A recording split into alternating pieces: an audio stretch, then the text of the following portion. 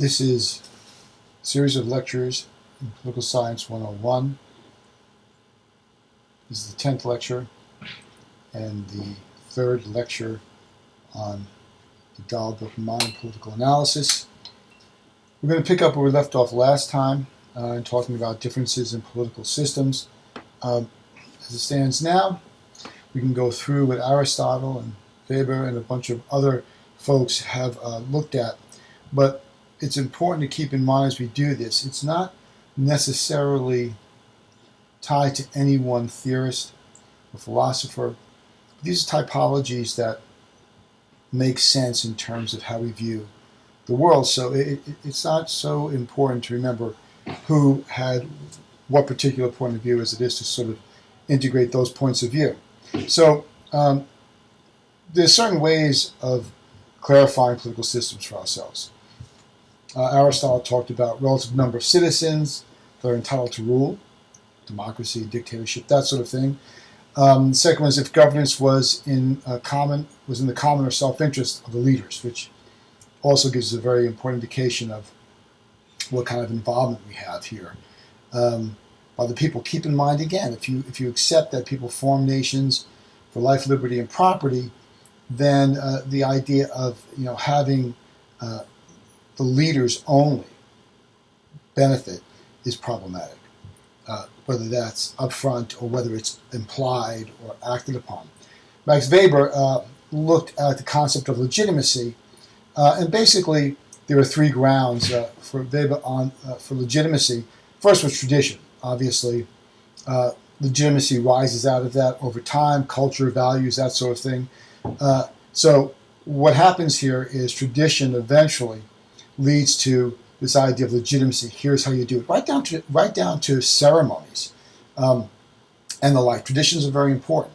For some reason, when we all partake in the same traditions, it gives us a sense of unity. For example, if you look at marriage ceremonies in different countries, or even in different religious groups, there's a consistency there that not only separates them, but also separates them from others, but unifies them as a group. So traditions are a very important way in which we legitimize power. Exceptional personal qualities was another that there's moments in time may give rise to a cause for someone to step forward in that one particular moment. I often think of Winston Churchill, World War II. So exceptional personal qualities are important. The third is legality. Legitimacy often rests on power that's wielded in the way that's legal, constitutional, by rule. Keep in mind those things can be corrupted, Constitution and the like. And the fourth was that all three of those, tradition, exceptional personalities or qualities, and legality, could be present in traditional authority or charismatic authority or legal authority. So keep in mind that there's no one classification that's going to fit all. In other words, one size does not fit all. There's deviations. There's, obviously differences between these different types of governing structures and processes. All right. There are six, when we look at differences and the consequences of those differences, some differences change consequences that affect the form and substance of governments. Okay? Again, there are some differences between governing structures that change the consequences that affect the form and substance of governments. And Dahl really lays out six here. Past to the present, which we've talked about.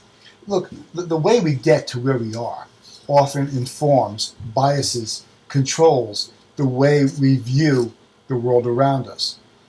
We tend to extrapolate from the little slice of experience that we have, of all the possible experiences. We tend to extrapolate from that all the meaning. In other words, if you think about human beings, what is it? The average lifespan, say, is 72 years. During that 72 years, all you can go by is all that you've experienced. So for you, that's the reality, right? Every judgment you make, every perception you have is based upon what you've experienced. but it's not the total sum of all the experiences that there possibly could be. It's just your little slice of it. So your interpretation of events, of the meaning of things, is based upon your experience during that period of time. Think about when you're growing up, right? The culture changes. So there are things that a person who is, in their early teens today believes, accepts, structures their lives around, that maybe someone the same age 80 years ago would not. Different eras, different situations, different experiences. The one thing that's common between both of them is they perceive everything else through that lens. Obviously, this could be both good and bad. It can create all kinds of problems. Nevertheless, it's the reality. So the path to the present is pretty important. Socioeconomic level. Now, this could be thought of as a degree of modernity, that the socioeconomic level depends, or creates the quality of life and the stability of the nation. So this is nothing new. This is very much Huntington, right? So that basically the socioeconomic level, which is another way that we can look at the consequences of the differences in power, is how modern they are. We know without going into it again that modernity is a good place to be. It has its problems. It's not a place of destination where once you're there, everything is good. It's just that moving in that direction makes the most sense, because what we see as, with Huntington sort of laid out as well, is that, there are various increases in things that are consistent with life, liberty, and property. Income goes up, literacy goes up, education should go up, technical skills should go up, not for any one individual, but in total. Technological advancements, industrialization, urbanization, mass communication, these are all Huntington concepts. Well, they don't belong exclusively to Huntington, but they're consistent with those. Transportation, so many things develop. And the quality of life, liberty, and property should go up. So developed nations, modern nations, tend to have more of those things in a more advanced form, right? And so the distribution of political resources and skills are different for different systems, right? It's always going to be unequal with any given system. No system has perfect equality, ever. It's not possible. There's also cleavages and cohesion that is at work here. There's patterns of political disagreement always. There's conflict always. There's coalitions that have causes that are very different from one another, right? So that path to the present as well, how those organizations were treated and the differences are important. They can cause cleavages or cohesion. You see a lot of this with less modern societies where you've got almost tribal warfare. These things are very difficult to get past, and they can really cause a nation to just sort of stay in one place for a long time. Another consideration of the consequence is severity of conflict. The severity is going to vary over time. With any given system, there's going to be a fluctuation here. Think about the United States during the Civil Rights Movement in the 60s. Think about the Civil War. There's moments of creedal passions, if you will, that are very different one from the other. So that's another consequence. What about the institutions for sharing and exercising power? That's going to differ from political system to political system, right? Institutions develop, but they have to share power in some way. Remember we talked about with Huntington, there's going to be an overlapping of these things, right? A multiplication of not only social forces, but also a greater complexity to the bureaucracy and the like. So you get more people exercising power in smaller areas as part of the larger government. People voting, right? When you talk about sharing and exercising power, that's one way. Suffrage, right? The extent of who gets involved. And you can distinguish between political systems by the extent to which, the law or custom, political practice, constitution provides a couple of things. And these are very consistent with life, liberty, and property, right? Freedom of expression, liberty. Freedom to form or join organizations, liberty. Access to alternate sources of information, right? Liberty. Free and fair elections, liberty. competition by political leaders for support and votes, right? Again, now this fits, doesn't fit neatly into any one of the three, life, liberty, or property, but it fits into all three because it informs and affects all three. And institutions for making government policies dependent on votes and other expressions of preference, that's also in the mix. So when we look at institutions, right, political systems, what we're talking about here is, what's in place? What's in place to keep the system moving and productive and dealing with change? And a lot of that ability to deal with change, the thing that Huntington is talking about, again, the engine of that is power. What happens to power in the system? If the power, for example, in a traditional society remains with only the traditional leaders, you're not going to have an advancement forward, and it has certain consequences by keeping it there. So if you think about Huntington moving down that path to modernization, think about Dahl's power analysis as it moves down modernity, transforming itself. Power takes on a different face. And so if you tied the two theories together, those two structures together, what you'd find is that at certain points, right, you're going to have power looking a certain way at certain points in the process of modernization. So let's look at revolution. Revolution, something very interesting happens, both to the power structure and to the society as it moves towards modernity. It stops moving towards modernity and it collapses back. The power also stops expanding, it stops being diffused, and it consolidates. So it's interesting, power is part of the system of governance. The process is moving from a traditional to a modern society. But you can look at any point along that continuum, and you'll find that power looks different. In a very modern society, you're going to find, it's more dispersed and the like, the things we've talked about. It doesn't mean it's not going to be corruptible or corrupted. It will be, right?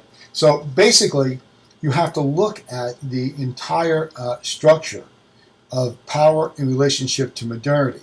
Now, we can go into the different, forms of influence, which we've already done, and they exist in very different, settings with a popular and a hegemonic state. But it doesn't really, for our purposes here, we're not going to get too involved in that. What we care about is the society moving forward and surviving conflicts that arise because of power. Right? So power, the sharing of it and the exercising of it are very, very important. Because what happens here, if power is shared and it is appropriately exercised, then you're going to have the likelihood of a peaceful adjustment to any conflict, right? You're going to have probably a more intact, set of liberties, and you're going to have mutual benefits. So you have to understand that modernity is going to do things to power, and power is going to do things to the process of modernity. So let's just look at a couple of things here which are important. If you look at these polyarchies and you look at hegemonic states, but let's look at the data that we have. And this has been very consistent over time, the data that supports a few important things here. It turns out that below a minimum threshold of GNP per capita, the chances of competitive politics, and of having a polyarchy then, right, many people, appear to be slow. GNP per capita no longer matters. So think about that. The larger the GNP per capita, the chances for competitive politics go up. This is very consistent with what we've talked about, right? More skin in the game and the like. So in a developed economy, you're going to have at least a possibility of more competitive politics, which is always a good thing, right? But you have to get there. So above that maximum threshold, right, you're going to have a pretty high likelihood that you're going to hit more competitive political structures and the like. However, keep in mind that the chances for competitive, politics and polyarchy, which is what we're interested in, right? It doesn't just depend upon that socioeconomic level. there are a lot of anomalies built into the system. It's not like if you reach a certain gross domestic product or a gross national product that everything is good. It doesn't work that way. As you can see in America, you can get a collapse. You can get a consolidation of the wealth of the nation in the hands of the very few. The important thing here is that the people that make up the society must feel there's a reason to keep the process going. My life, liberty, and property, they're increasing. Or if they're not increasing, they're stable, and the place I'm in is a good place. Because not everyone aspires to the same things. The thing is, to maximize people, you have to help them get to the place where they want to be. And not everybody wants to be a billionaire and famous and all that. For some, it's just, hey, a long week of work. I like my work. I come home on the weekends. I get to have a cold beer and a grilled cheese sandwich, and I'm happy. That's a good life. I have my house. It's not a mansion, but it's comfortable. Yeah, I like where I live. Not everybody is driven towards vast sums of money and power. They want to live a decent life where they feel their life, their liberty, and their property is about right for them. In other words, they feel good at that level. They don't need more. They don't want less, but they don't need more. So competitive politics then become important, but again, there are a lot of anomalies here. All right, when you get above a certain threshold of development then, there is going to be an increased democratization, right? And you can measure this a lot of different ways. But remember, democracy is messy, and there's a lot of opportunity for abuse because unlike the dictator, let's say that the hegemon that says, look, it's under my rule, you do it, I say or else. There's real clarity around that. There's no confusion. But when you get to a democracy, the mechanisms, the levers are much more complicated and much more obscure. And who's responsible for what is pretty hard to nail down all the time. And the issues get more complex and confusing. And there's all kinds of ports of entry for corruption of the process. And that's what makes democracies a bit dangerous, is that they never come right at you. As I said before in an earlier lecture, things are done and couched in terms of helping the people. But oftentimes they don't do that. We want to stop drugs, illegal drugs, from coming into the country, let's say. So we end up with something like civil forfeiture, which has gone way too far. Or how do we define drugs? Typically, they focus on what they quote drugs on, quote unquote drugs. They go after poor people, and they don't go into the certain drugs are hard to get at. The drugs that cost more money. They don't go after those. They tend to go after the government and the police force. They tend to go after those kinds of drugs that are used on the street because the poor are more defenseless. See, and that's the thing. It's a democracy, but yet they pick on those who are least capable of defending themselves. See, that's the danger in democracy. They say, well, we're just trying to get drugs off the street, and pretty soon it's a self-fulfilling prophecy. You see more and more minorities and poor getting hauled off to jail for drugs, and you believe that's where the drugs are.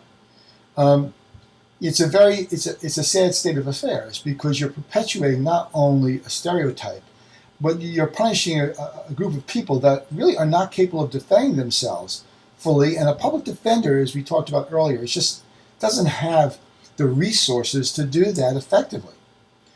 So in a democracy, you may say, well, everyone gets their day in court, due process. But it doesn't mean everyone gets treated the same by any means. Even when you look at sentencing, does it tend to be harsher on those that are less capable of defending themselves in the court system? Yeah. So you see what you get here is a lot of inequality built into a democracy, but it's couched in a structure that says, no, you have power. You're the people. But yet, that's not really how it works out or what's really true. It's not the case. Not because you have only one vote, it doesn't count for much, but because the structure's put in place, and quite honestly, the laws put in place, and the way those laws are executed, create a whole set of possible outcomes. In other words, I write a law. It's really up to how that law is interpreted, and then how that law is exercised or executed, and then when there's conflict, how the courts resolve what happened here. And all of that's really unknown. all of that is, drug, the war on drugs. Yeah, let's take things from people that we know are involved in drugs because we can't get at them. We can't get them. Let's get the stuff we know they're using for their drug trade, even though we can't nail them with criminal charges. That becomes police officers stopping people and taking, exercising civil forfeiture, taking their stuff, even though they're perfectly innocent. It's a democracy, and a democracy is open to all kinds of manipulations and then justified, in ways to the people that make the people believe, yeah, well, it's, it makes sense. Now, I'm not privy to all, as an example, all of the, issues, concerns, or realities of, say, terrorism in the United States. But our government says to us that we are stopping terrorist attacks. We can't tell you about the terrorist attacks we're stopping, and we can't tell you how we're doing that, because if we do, then that will put in jeopardy the people that are exercising, these particular law enforcement activities, and we don't want to jeopardize them. And we can't share with the public exactly what we know, because then we can't forestall, or stop people from doing what they intend to do. So we can't really tell you what we're doing, but we want to protect you. And so it's for your own good we're not telling you, because then we won't be able to protect you. And by the way, we're going to need to listen to our phone conversations and a whole host of other things that would be an infringement upon your rights, but we promise not to use any of the stuff we get against you unless you're involved in a terrorist activity. Well, how do you define a terrorist activity? That's a very slippery slope. Right now we think of it as someone from another nation coming here and trying to blow up things or kill people. But that's a very slippery slope, just like civil forfeiture became a slippery slope, because power is corruptible. And it's not corruptible in the way you think it is, where it happens in one bang, there it is, it's corrupt. It's small little steps. It's on little cat feet, Next thing you know, you're a mile away from where you were supposed to be, and you have no idea how you got there. That's the danger of democracy. They can couch things in terms that everyone can agree with, but people don't understand where it's going. It's incremental. And incrementality is a problem. And oddly, you would think that this would happen in a dictatorship, but that's much quicker. This is the policy, this is what we're doing. It's a lot easier to know that what you're dealing with than something that's sort of amorphous and you're not really able to get your minds around it. There are a couple realities here, right, in terms of equality and inequality, which is what we always think about with life, liberty, and property. There's never perfect equality because we can't determine how that gets done or what constitutes it. So we talk about equality and inequality. We're really going to have to talk about the distribution of political resources. Okay, so basic theories have generally said, look, there's a high degree of social and economic equality, right, in a democracy. Well, we also know that that's not true. We know that the economic equality has been eroded away, and therefore the social equality, the degree of social, equality has also eroded away. In America, in the last 20, 40 years, 45 years, so political resources are distributed among the people of a country, right? That tends to vary with the level of socioeconomic development. It's not a sound like Huntington here, right? If there's high levels of socioeconomic development, you would expect that the political resources are pretty well dispersed. So, with some, there are some caveats here. Inequalities in the distribution of political resources tend to be more severe in, more traditional societies and less in industrial, and at least in the countries that have, high gross domestic products or mass consumption of some kind, more modern societies. Countries at the early stage of development don't really have even the basic institutions that are required to make sure politics remain competitive, because that's about who gets what, right? And then once you go below the threshold of where people are still living off the land sort of thing, basically you've got a completely different power structure. In agricultural societies, it's more localized. So there's inequalities everywhere. And there's no real way to sort of stop the the inequalities from existing. In other words, you can't stop inequality. You can only try and mitigate it in some way and try and keep the playing field as level as possible. Now, what I mean by that is, look, if I want to play the game, then I should be allowed to get on the playing field.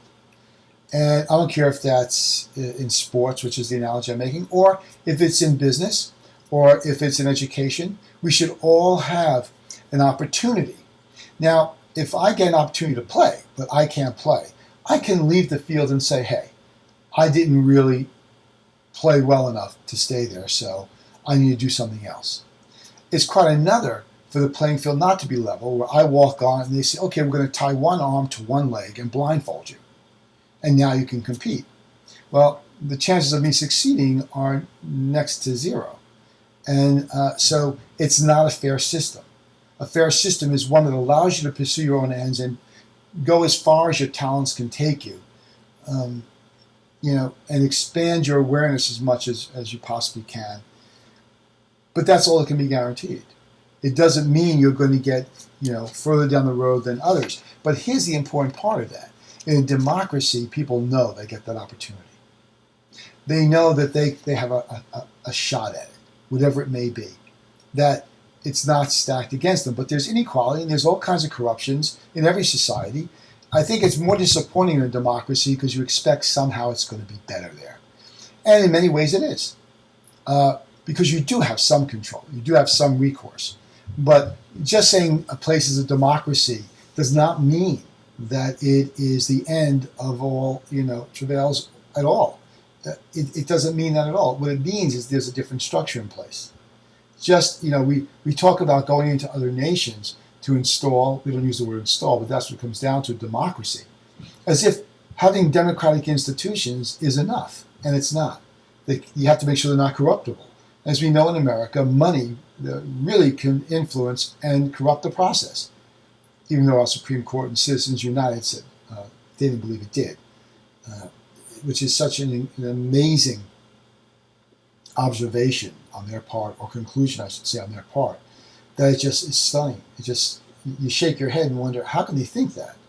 Are they that out of touch that they don't understand that money does more than just buy influence? It selects who gets to run and what they'll do when they're in office, because they need more money. That's a different subject, different class.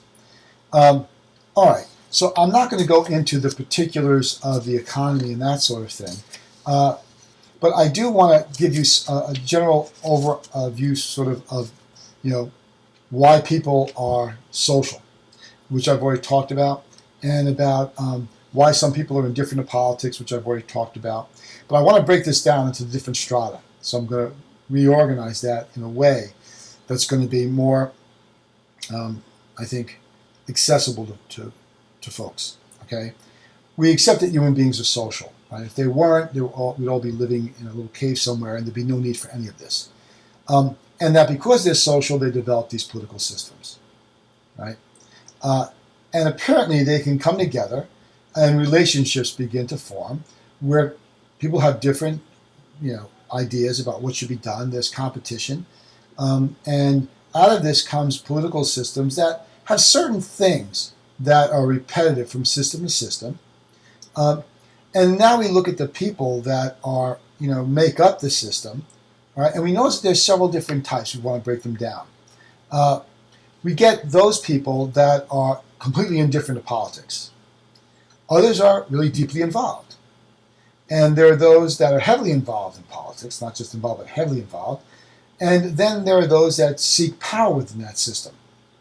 And then among those people seeking power, some will gain more power than others. So we've got the people that are completely outside of the process, don't care about it. Others that are involved, and I'll explain what these things all mean. And then those who are heavily involved, more than just doing some basic work in politics. And then some of those will seek power, and some of those power seekers will actually gain power. So let's look at that first, the apolitical stratum. In almost all political systems, right, there's going to be those who show a great interest in political matters. Okay. They're concerned and informed about politics. They're active in public affairs, that sort of thing. And they don't make up a large proportion of adults usually. Okay, these people that are really active are sort of in the minority. Now, that's in most political systems, right, who have a great interest in political matters. Now, in most polyarchies, between a fifth or a third of the eligible voters usually do not vote in national elections. It's pretty high here. 60% of Americans don't vote. And obviously, there's those who will abstain from other kinds of political activity as well. Voting isn't the only type of activity politically. Handing out pamphlets could be for a candidate. But these people in the apolitical strata don't do any of that, right? They're not engaged at all. So if you ask these folks why they don't engage, there's typically several reasons that they're less likely to get involved in politics. They place a low value on the rewards that they expect to get from it. I'm going to put this effort into it. I'm going to get very little out of it. So the effort relative to the rewards is high. The effort and the rewards low, and so they don't really necessarily get involved. So they don't have any special benefits that they see they're getting. They don't see there's any favorable decisions that from the government that come from it. So that's one of the reasons why they don't get involved. Another is they feel they're less likely to get involved if they see there's no significant differences between the alternatives. They're all corrupt. They're all politics. They're all politicians, right? So if you don't think there's any significant difference in the alternatives you're given, Democrat, Republican, or what have you, then it doesn't really matter. The outcome is going to be the same. Another reason is why people are less likely to become involved in politics. And you think that what you do is not going to matter. You're not going to change the outcome. We talked about this, the drop of water in the bucket. What can I do? I'm just one person. Nothing's going to change. Another is, while they're less likely to become involved, if they believe that things are going to be relatively okay, with or without your involvement. Yeah, I kind of like the way things are going. It's not going to be that bad. We'll work it out. Another is they're less likely to get involved if they feel that they don't know enough, oddly enough. I don't understand it. They talk and they talk and they talk, and I don't know what they're saying, and it's all just so confusing, and people just give up on it. Another reason is that they feel like there's a lot of obstacles in the way, whatever those may be, however real or imagined they may be. They feel there's too much in the way of it. So the apolitical sort of back out for those reasons. Now, this leads us to the next group, the political strata. It's obvious here that they're more likely to get involved in politics on some level. Well, why? They value the rewards given. They think that whatever rewards they're going to get are well worth it. They think the alternatives are important. You got to get out there and fight for your guy. They're confident that they can help change the outcome, right? They believe that my efforts will matter. And they believe that if I don't get involved, the outcome will be unsatisfactory. Without my involvement, it's not going to be the kind of outcome that I would want to see. They also feel more empowered. They feel they know more, they have the skills, and so they're ready to step up. Another is that they don't see any obstacles. So you get involved. It's not that difficult. So they're just the opposite of the apolitical on each one of those measurements, if you will. The same forces that seem to operate within the political stratum, right, also exist, in others, right? So keep in mind that this is nothing that's unique to the political strata, that first entry group, right? There's a lot of people that are sort of in this second group, the group that's beginning to get involved, but they're not always active in the system. There are those who are inactive within it that might step up, that are politically informed, but they don't really take any part in the political life, as it were. There are those that are voting specialists. These are people who vote only in presidential elections, let's say, but that's it. They're not going to vote for local elections or get involved politically on any local level. They follow the election for president. They're reasonably well informed about the issues, and that's what they focus on. And that's the single thing they're interested in. So the only thing that really distinguishes them from the inactives is they've got a particular election, whether it's for dog catcher or the President of the United States, that they get involved in, and that's it. So the fact that they vote to get involved on that least, the level requiring the least amount of effort is the only difference between them and the apolitical. So now we get the parochial participants. This is all within this group of people that participate, as opposed to those that are completely inactive. Those who participate on some level fall into one of these groups: the inactives, right, voting specialists, or what we call parochial participants, which is a very small number. And here, these guys are really more involved. They make contact with government officials. They're looking for special benefits, but they're really not involved in other forms of participation. In other words, they're interacting with the government as an entity that you need to move to get what you want to get. Then another group of the actives are the communalists. These are people who don't just vote, but they engage in community action, trying to get collective benefits. They do not engage in campaign activities. They're about, here's what our community stands for, and advocating for that. Then there are the campaigners. This is a very small amount as well, like about 15% of the people that do get involved. And they're just like the communalists, right? But they'll engage in almost any communal activity, but they're most active in political campaigns. These are people who like to be around the action, involved in a campaign, going to the campaign headquarters, carrying around signs. They place a great deal of value in that. And then you've got the complete activists. These people are basically, engaging all the time in whatever activities they can engage in. So they're active, pretty much everywhere. So you get that breakdown. So the inactives aren't just, the apoliticals are one, but the actives, those that get involved, don't fall into any one group. There's several groups they fall into. Everything from, just the voting specialists, that sort of thing, to the communalists, to the campaigners, to the complete activists, politics, anywhere, anytime. That brings us to the next level, which are the power seekers. Now, within the political stratum, right, there is a substratum of power seekers, right, and there's a substratum of powerful leaders. So these are people that seek power more actively than others. They want it. So the question is, why do some of them succeed where others don't? Well, there are several things that increase the likelihood of succeeding, right? One is the socioeconomic status. While this, a socioeconomic status is associated, and with the process, and there's differences in influence based on it, there's always an inequality in resources and differences in skills and incentives and that sort of thing, which we've talked about. So political activity tends to be greatest among those persons, obviously, with higher socioeconomic status. My way of expressing that earlier was they've got more skin in the game, and they have more resources and more skill because of that. So among those people that are in similar socioeconomic status, right, and they have, say, a similar amount of political resources and engage actively, remember the willingness to actually engage, and they're seeking influence. Okay, why? Why do they do this? Why do they want to be in the political leadership? Why are they seeking power? Well, one reason is they want to achieve a collective good. They believe that they can really change things for the better, right? They want to protect the interests of all citizens. They want it to be for every person. They want justice. They want the benefits of the states to be, to provide for life, liberty, and property.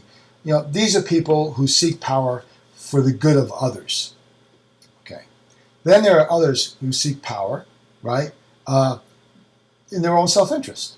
I want to become powerful in my own self-interest. For me, I can do things for me, for my family, for my friends, for my industry, for me.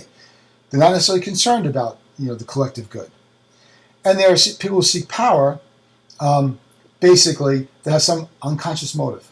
In other words, they don't know why they're doing it, right? They just know that it's a means of doing, compensating for, or dealing with, in some sort of psychological, need to go out there and be involved. We don't really know why. They just do it because they need to do it. as opposed to those who are seeking power because they want to benefit themselves, or those that seek power because they feel that they can do a greater good, and they put value on that. Now, keep in mind, there are qualifications here, and I don't mean in order to be able to get power, but there are some things that, you have to take into account here, where we talk about, power seekers. Remember, those that seek power, we're talking about in the government, right? Or at least that's the way we've been couching it. They don't have to go to the government. They can be captains of industry. They can be religious leaders. They could run major research firms or universities. So keep in mind that they don't have to be in politics to have acquired power, or they don't have to have sought power only in the political structure. There are many powerful people that aren't in politics but can obviously influence the policies that are made. All right, so why would some then, not get involved? Well, there's self-esteem issues. I don't want to get too psychological here, but there are things that keep them from getting involved. Maybe they're just withdrawn. Maybe they just don't really want to be involved in any way. They don't see it as a place that they would be comfortable in, right? So sometimes people also will seek power, right, to compensate for what they see in themselves, whether they've admitted it or not, is some sort of inadequacy. That they need to achieve power to prove that somehow they're worth something.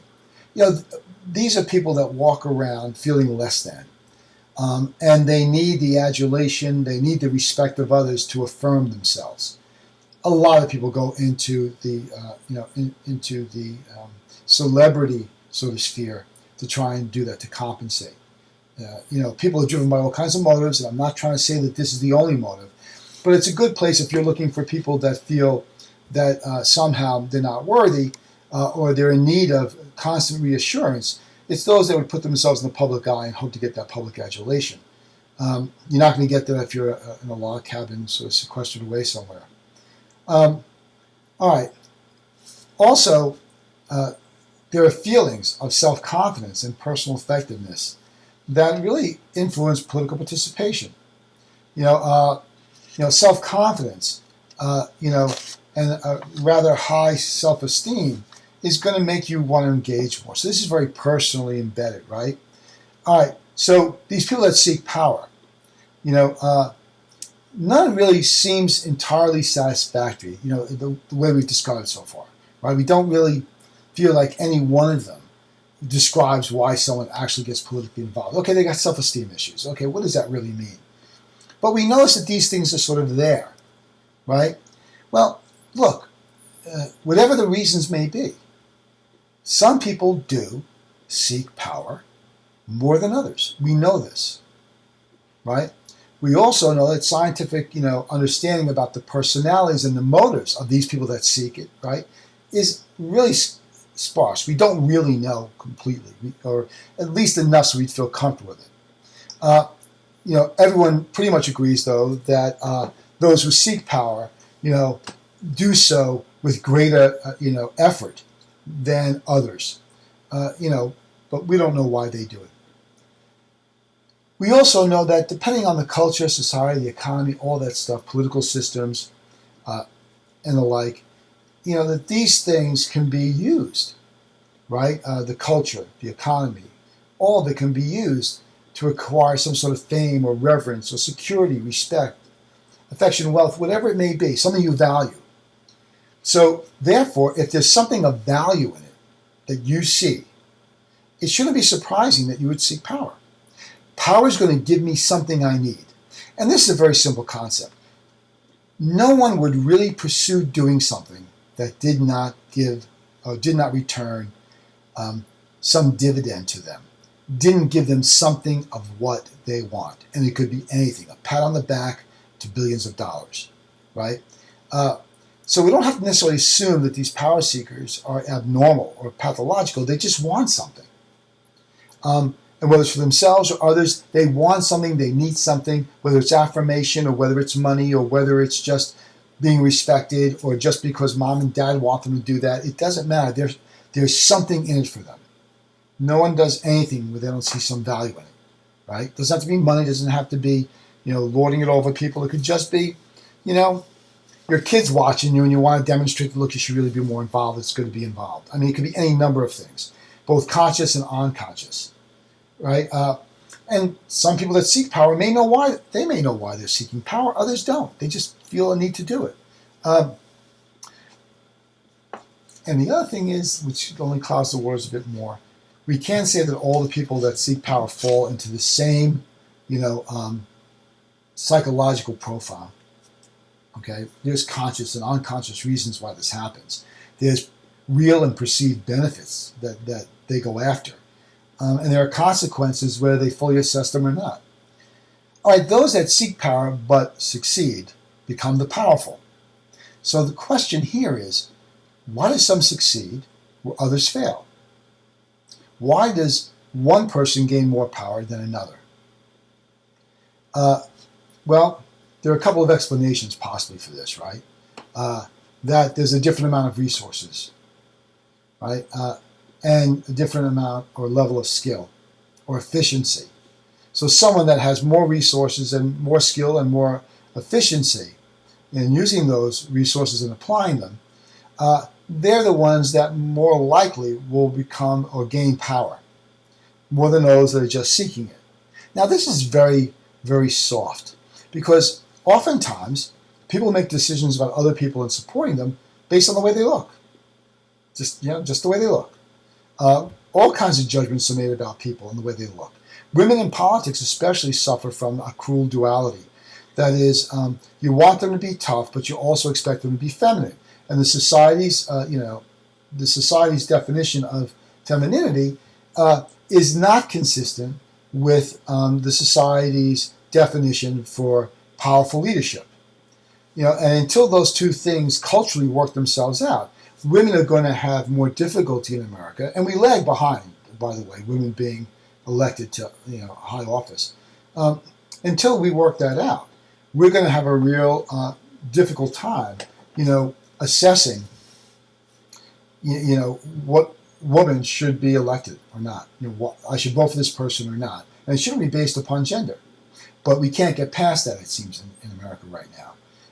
Although little by little, and slowly, I'm sure we'll get to that point where we can have a woman that can be strong and feminine at the same time, or that those two things aren't even part of the consideration. So then, why do then some of these people have more skill? What gives them more skill? There's a whole bunch of causes here for a difference in the skill between any two given people. First of all, there could be genetic differences. There just are. Genetic differences. There are some people that are just born with personalities that draw people in, and others with personalities that repel people. We don't know why that is. We don't know how the mix of that comes about, but we know it does exist, right? Another reason is we know there are differences in opportunities where they can learn, right? Those that succeed. They're given opportunities to get their mind around how this all works. And they have different incentives to learn, by the way, right? They may or may not be interested, even if given the opportunities, in really pursuing it as far as they could. But those that succeed tend to take full advantage of those. So, and then of course there's motivation. Do you know what I'm saying?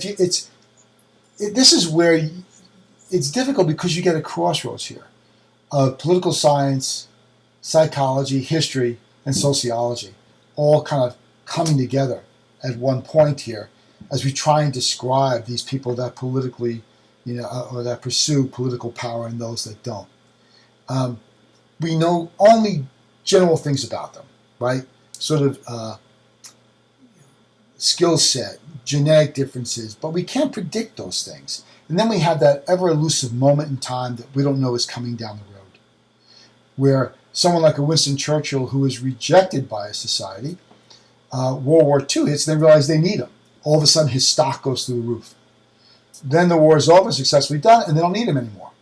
So the events dictated, his access to power and rule. But he can't control any of those. And then, of course, there are a variety of different types of political leadership, and again, that depends so much on political culture and socialization and that sort of thing. So, when we look at this and we try to bring all this together, what we have is we have a process whereby we have people that are going to seek power, those that are not, those that are going to be successful seeking power. The key thing here is that's going to look different in one form of government over another. Not that those groups will change, but the way in which they engage. So it's one way to look at how power transforms. The same prerequisites for power, say, in one society with one form of government are completely required still, but take completely different form. So it's very difficult to sort of say, here's what you need to have, and this will allow you to gain power. So basically, if you look at personality types, again, I hate to delve into the area of psychology, because this is pop psychology, because we really can't put what I think is a discernible face to it. We have these broad categories. So if we look at personalities, right, we're talking about sort of the gross sort of, examination of this, is that we can break it down into a few things, right? We've got the agitator and the negotiator, right? The agitator places a high value, right, on the emotional response the public gives them. These are usually great leaders. They get the crowd all riled up. When I say great leaders, by the way, I don't mean that they stand for things you would agree with. I mean that they can move the crowd emotionally, get an emotional response. And it doesn't matter. He could be attacking or defending, an institution, or it could be on a small matter. But basically and essentially, the agitator disagrees with something, and that he is able to bring about a change of some sort. At least that's the idea. So basically, the agitators tend to be, contentious. They tend to be undisciplined. They tend to rile people up, but they don't have necessarily the discipline, and the personality to negotiate. Which brings us to the negotiator. The negotiator, on the other hand, is a compromiser. They're looking for an acceptable solution. They're not looking for the perfect solution, but they're looking for an effective solution. And again, they're the opposite in some ways, right?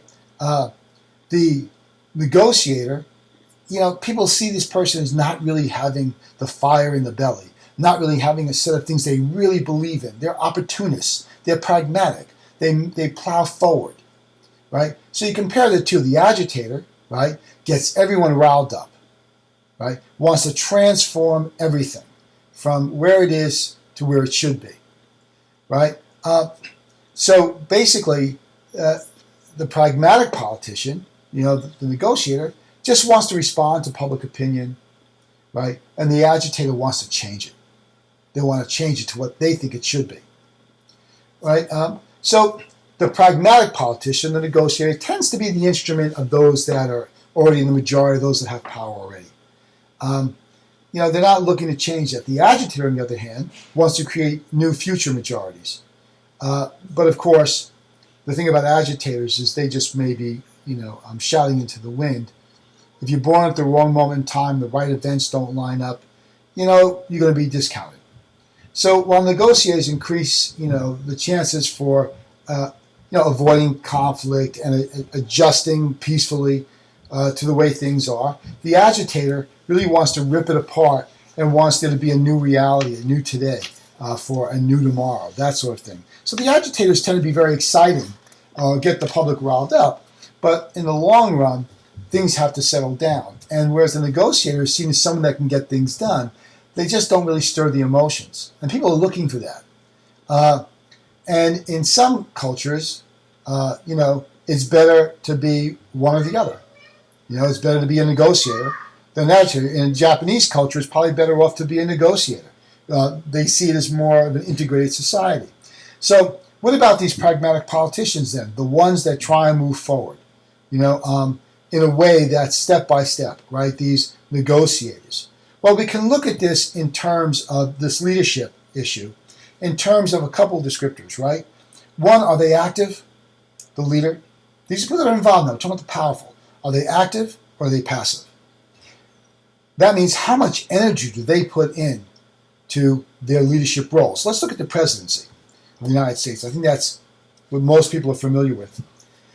So activity and passivity, that scale, is how much energy they put into it. Do they invest? In the example we're using in their presidency. Then is it positive or negative?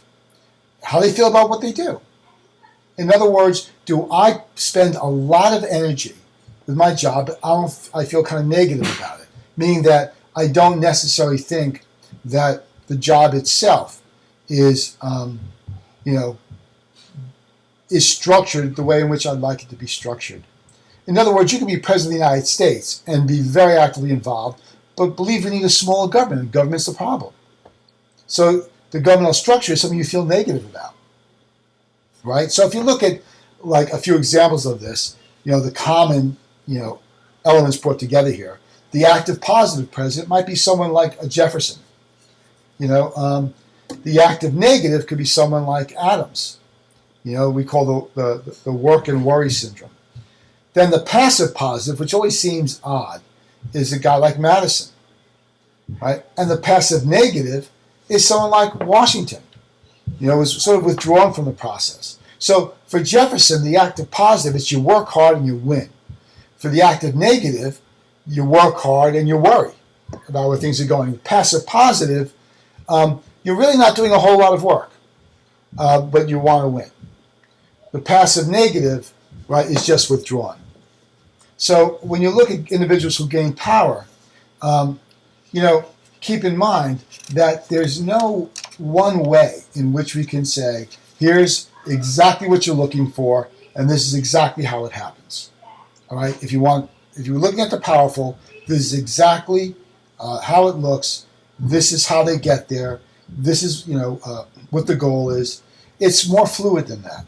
But the overall approach to looking at different societies and different governing bodies and seeing how those actives seek and how they feel about what they're doing. This gives you a sense of the culture and of the society. So it's very important to have these things sort of laid out for yourself, not because they're going to give you a direct answer, but because they're going to give you a way of looking at and evaluating and coming up with a reasonable demonstration or understanding of demonstrable, right, realities for that society, right? So when you're looking at doing this evaluation, why do we want to do it?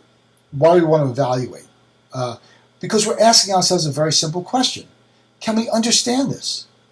Is there a rational basis for evaluating this stuff so that we can understand where we've been, where we are, and where we're going in any given society, as well as maybe not predict, but certainly have some insight into that process for others, right? So how can we be objective? Subjectivity versus objectivity. Can we be subjective or objective and accomplish this? How can we say, that basically something that cannot be empirically tested is any more, right, correct or wrong than a belief? So a belief is obviously subjective, and empirical data would be objective, but you can't rationally justify, at least not in a way that's consistent through all time, right? And that's the thing. People have died for religious beliefs. They don't necessarily do that for empirical reasons, for numbers and for ways in which we can measure. People don't die for numbers; they die for ideas, right? So once religion begins to decline a bit here, the belief system sort of breaks down, and we look for another way of understanding, some standard by which we can judge. When it's just a theocracy everywhere, it's pretty straightforward. It's what God tells them. All right, so here's the thing. What influences thoughts and perceptions, right? That's what's key, right? What little slice of life is influencing everything that we do and how we interpret it, right? what causes outside of the consciousness that we hold and beyond the control of those who espouse it, right? In other words, what happens after you take away the influence of that moment in time and those that advocate for certain things in that moment in time? What would happen if we could just hold that constant, right? Move that off the table. There are a couple of views we come up with here, right? And there are different schools of thought about this. One is determinism, and that's just the view that human consciousness and actions are fully determined by external factors, that we are malleable sponges, that stuff comes in, and what comes in is what determines, who we are, where we're going. Then there's relativism, and here, different factors produce different and sometimes conflicting, but equally justifiable ways of understanding and interpreting and explaining the world. In other words, relativism is saying, look, it's complicated, and there's all kinds of, factors that go in to producing our understanding of the ways things are, interpreting them and explaining them, and that these are differences that you really can't get past. And so there's cultural relativism, there's moral relativism. These are things that are relative to the world around us, and they produce very different effect, right? So the determinist, human consciousness and actions are determined by some external factor or external factors. Relativism says there are different factors that produce different and conflicting outcomes all the time.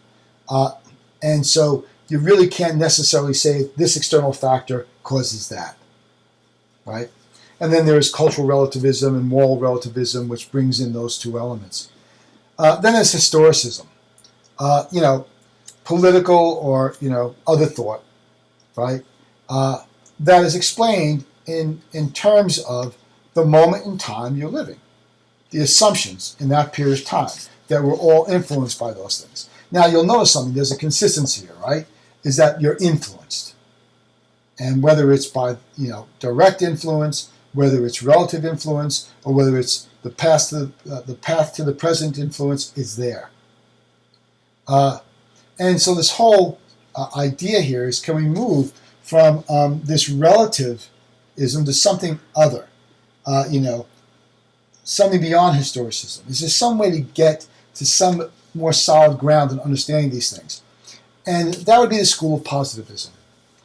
Positivism is a scientific analysis, right? That moral and political philosophies are off the table, and we're looking for some sort of scientific analysis that will tell us what is and what is not, right?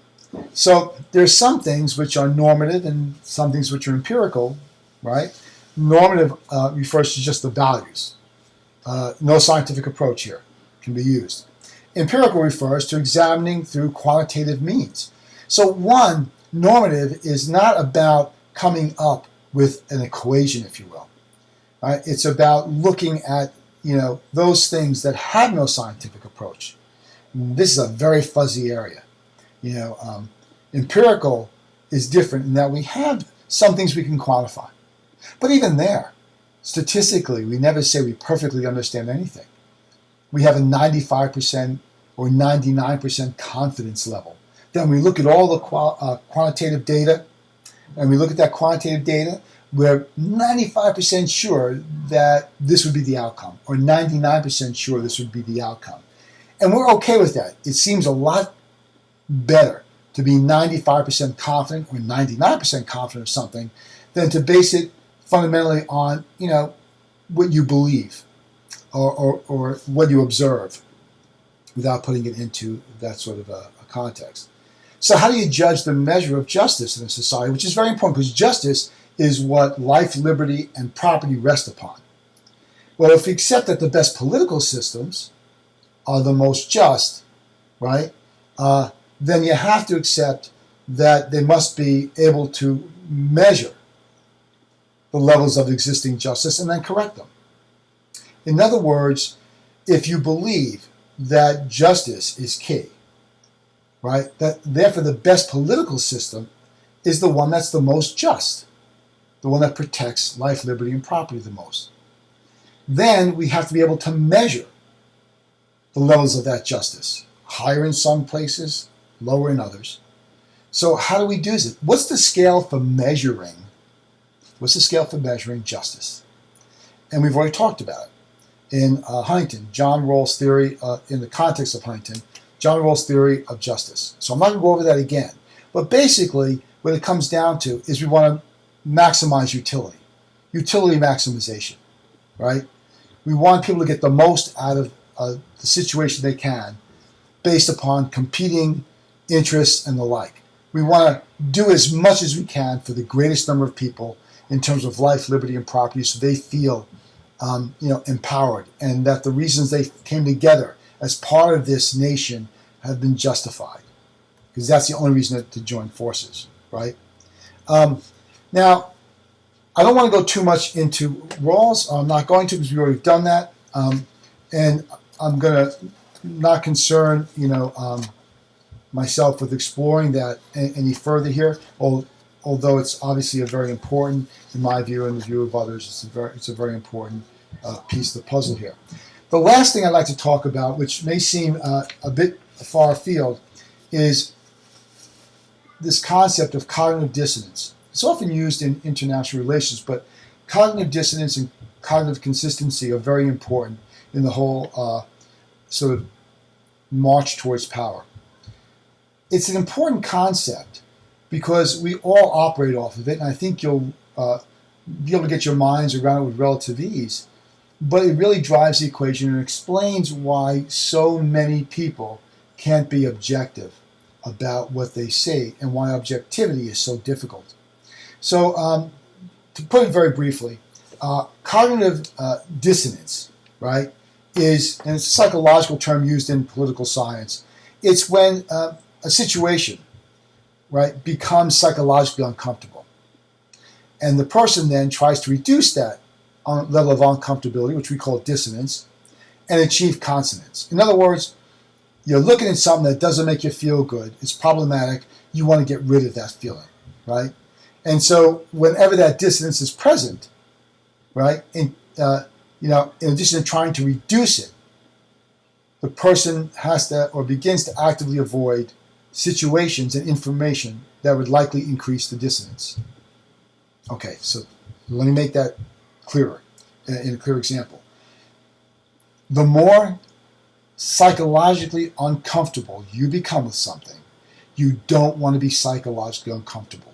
So what you do is you cherry pick information or distort information so that you are not feeling this psychologically uncomfortable sort of perception of things. You want the world to line up for you. So you seek out those things which will get rid of the dissonance. So here's an example. You've got two friends. One friend's a real stickler. He's going to buy a new car. And he spends months and months and months telling you about the new car, his research for it. And he's just, he's boring you to tears and everybody else with his constant research and numbers and his ceaseless wonder at, how you have to do this analysis. And then he buys the car. You've got another friend, and she doesn't do any of that stuff, and so she goes out and she says, hey, I'm going to buy a car. I've been saving up for it. I'm going to go this weekend and buy a car. What kind of car are you going to get? I don't know. I'm just, just lots of cars. Just get a car. Goes and buys a car. Now, they both pull up in their new cars. And your friend, he's done all this analysis, and he talks about what a fine machine it is. And you're going to go for a ride with him, so you get in the car with him. He drives, a half a mile, and the car breaks down. Now, he's invested himself in the value of this car. And psychologically, as you all start chuckling at him for all the effort he put in, he feels incredibly uncomfortable with that. So he has to somehow pull information from the situation that supports his original decision. He wants to get rid of the dissonance. So the other friend, she comes chugging by and stops and says, hey, you guys want to jump in my car? Because what happened? This car broke down. Everyone jumps in her car. And they go riding off. Now, she didn't invest a whole lot in her car, so if her car had broken down, it'd be no big deal. Hey, I'm going to pick one up. I didn't put any time into it. But your other friend, he's sitting there, and he is so psychologically uncomfortable that he'll start massaging the information. You have to understand this is a very finely tuned machine. You have to make sure everything is just right. This is not just something, off the showroom floor. This is a highly sophisticated machine. And they're trying to defend their decision to buy it because it's uncomfortable that this machine they talked about now has broken down the first mile or whatever of running. So imagine this now in a more serious place. Imagine it, we'll take one step up. You marry someone and you have spent 3 years, dating, and you tell everybody that this is the one and then 3 months later the marriage breaks up. A lot of dissonance there, right? You got to explain that. 3 years, how come you didn't see this? What went wrong? It's really uncomfortable. But if you marry someone that you met, on a weekend ago, you got married, no one expects it to last. So if it breaks up, it falters, you're okay. Yeah, I probably acted too fast. And that's the end of it. Now take it up yet another notch, from cars to relationships to governance. Imagine if you invest yourself in getting a government policy through, or being an agitator and getting everybody ready to go, and the whole thing fails. The policy fails, the movement fails. What do you do? Talk about dissonance. Now everyone's looking at you and saying, well, you said that this would take care of the problem, but it just made it worse. Now think about a politician that's out there trying to get your vote, telling you that they are a decent human being and they're reliable and they're trustworthy and they care about you. They get your vote and they get elected. And then they do things that, we all think are wrong. Turns out that they're doing all kinds of backroom dealing to pad their pockets, or they have all kinds of sexual picadillos after they've been out there advocating for, the upright and righteous life. Those are inconsistencies. And boy, the psychological, tremors that must just run through your brain when you're in that position. Talk about dissonance. It's failures of policies you advocated. It's personal failings that you've actually railed against when others have had them. All of this. So when we talk about those that are in power, you have to remember there are psychological components to this. When we talk about seeking power or not seeking power, it's all based on our perception of the world and our ever-increasing need to make the world a reflection of what we already think it is. And that's where a lot of the conflict comes in. So to try and put all this together, if I had to do it in just a minute, where power is concerned, power is the source. It's the energy source that runs the engine, but it's very complicated. And the engine is nothing more than a structure that power uses in order to move the society in the direction that the powerful want to go. Dissonance plays into this because admitting you're wrong is tough. And the more you invest your resources and your time in admitting, in doing something, admitting it was a failure is very difficult. All right, so if I can just sum up what the course has been about, it's really about two very simple ideas. One is that there's going to be a need to always face new challenges, to move forward, because life inevitably changes, and you need some way to find your way down the road so that life, liberty, and property are still intact. You need to survive. If there's nothing else, we know we need to survive. Whatever else you're unsure of, you know the alternative to surviving is not a good one. And so we want to move forward in the best condition we can with as much life, liberty, and property as we can get our hands on. So we have to move forward. The second thing, which is really critical, is our understanding of what drives this process. Because the better we understand what drives the process, our everyday sort of experience moving forward in evolution, the more we understand that process, the better suited we are and prepared to prosper from it, to keep life, liberty, and life, liberty, and property, moving in a direction that pleases us all. Anytime we deviate from that, where there's an imbalance in the system, where there's not a maximization of utility, maximizing what everybody's getting out of the system, it's problematic. Things will break down. So, maximizing my utility means me getting most, or at least as much as other people are getting from the system. In other words, I want the system to treat me fairly, and I want to be able to say, hey, I didn't get everything I asked for or everything I want, but I got enough. Because the other guy over there had a conflict with me, and they got enough. And so that's the way it is. I'm not going to get everything. I'm going to get enough, and we're going to move forward trying to maximize everybody. The problem, for whatever source, whatever reason, becomes when people begin to believe, no, this all has got to serve me. And I need to get more than the next guy. And they convince themselves, this is where the dissonance comes in and all, that they deserve more, that they're somehow different, they're somehow special, and that therefore they should have more than you. And they negate to sort of embrace the one reality. And I'll leave you with this thought. The reality is that we have very little control over most of our life and most of our experiences. When you think about the choices we can make, they're relatively small. We can't choose what era we're born into. We can't choose the historical moment that's coming down the road. We can't choose the parents that we'll be born to. We can't choose the part of the world we will be born into. We cannot choose what physical infirmities we might have, what mental infirmities we might have. We can't,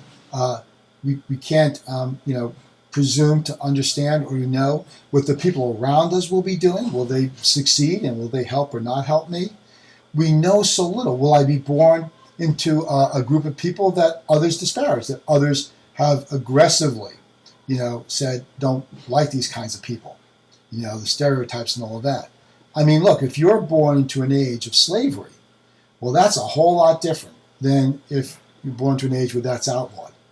If you want to be an artist, a singer, if you're born into an era before there's electricity, before there's amplification, you have to have a strong voice or you don't have a career there. Nowadays, because there's amplification, you don't necessarily need a powerful voice. That amplification will help you. So having a great voice that needs to be amplified, but being born in an era when there is no amplification, means you suffer. You can't do that art. Or certainly not on any large scale. Technology and communication and the way in which the world has become so much smaller means also the audience has grown. You can make a lot more money, a lot more power. We have no control over any of that, right? It's all just coming down the pike at us.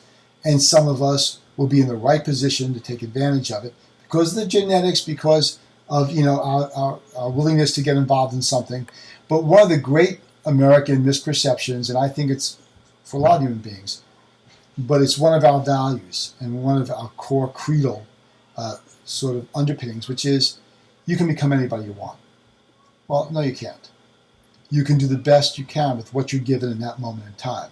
And I think once you embrace that, you can look at others who may not have succeeded as well, that were born someplace where they're suffering, and have some empathy and say, I'm kind of fortunate that the way it turned out for me, I was born at a time, in an era, to parents and a situation that's manageable.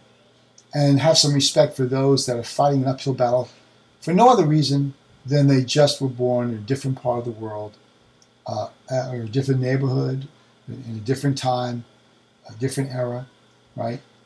I think it's important. I think that's the importance of politics. Because politics is where, psychology and sociology and history and economics and the sciences, it's where the rubber meets the road.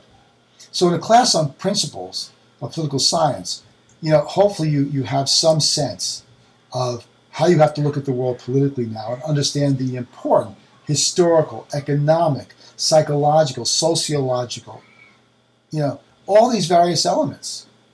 And understand that moving forward means moving forward together and maximizing the utility of as many as we can. And that means political systems that are accountable, political systems that don't hide behind whatever particular philosophy they espouse, that they're there to maximize the potential of everyone they can. And that means by maximizing the potential of individuals as best they can, they're going to maximize the utility that those individuals get from that society. That ends today's lecture.